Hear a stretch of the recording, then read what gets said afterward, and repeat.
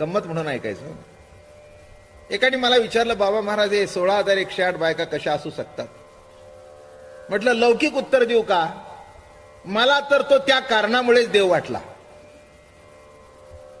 हे मागे सांगितलं होतं मी तुम्हाला की आपल्याला साधी एक बायको सांभाळता येत नाही आणि जो 16,108 सांगतो, इथे देव मानायला पाहिजे की नाही? काय अशोकराव, अहो एक सांभाळणं किती अवघड आहे जीवनामध्ये. काय इतकी साधी गोष्ट आहे का?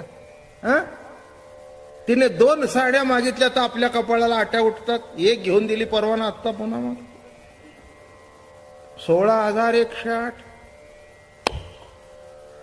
म्हटलं, मला म्हणाला अजून दुसरं काही उत्तर आहे का? 16,108 बायका कशा असू शकतात? म्हटलं का तुला सुद्धा असू शकतात? मला म्हणाला, बाबा महाराज काहीतरी सांगू नका. म्हटलं तू केला नसशील, पण आतापर्यंत 16,108 तुझ्या मनात नाही का आल्या?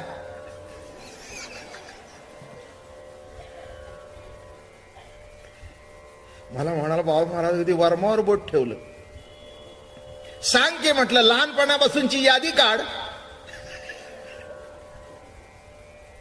तो देव असल्या कारणाने 16,108 केल्या, पण तुझ्या मनात 16,108 आल्या नाहीत का? बेरीज केली असेल तर कदाचित आणखीन 1700 पूर्ण झाला असता. 17,000 आकडा. तेव्हा ह्या चर्चा करण्यापेक्षा त्याचं विशेषत्व, त्याचं देवत्व, अमर्याद पुरुषोत्तम, बरं का, उत्कृष्ट प्रवचनकार, राम अवतारामध्ये योग वाशिष्ठ ऐकला आणि कृष्ण अवतारामध्ये गीता सांगितली आणि भागवती सांगितलं. 11 स्कंद आणि असा अलौकिक अवतार